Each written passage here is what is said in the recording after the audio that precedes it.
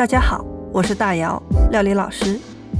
小土豆皮薄又香糯，拿来香煎最好吃了。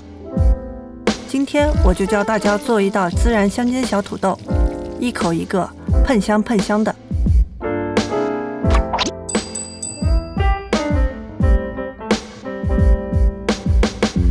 小土豆选这种乒乓球大小的，沸水中加点盐，放入小土豆，连皮煮15分钟左右，到筷子可以轻松戳动就可以了。用刀背摁压土豆，稍稍压扁压裂，烧起来更容易入味。葱白、洋葱、小米辣、泡椒、大蒜、香菜都切成碎末。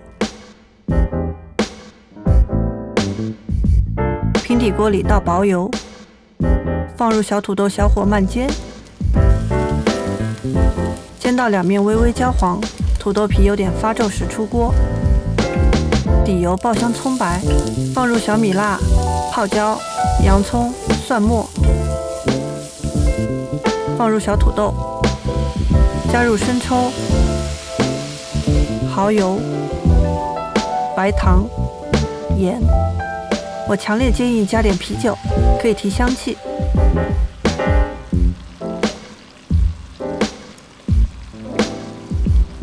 汁快收干的时候，撒上灵魂香料孜然粉和辣椒粉，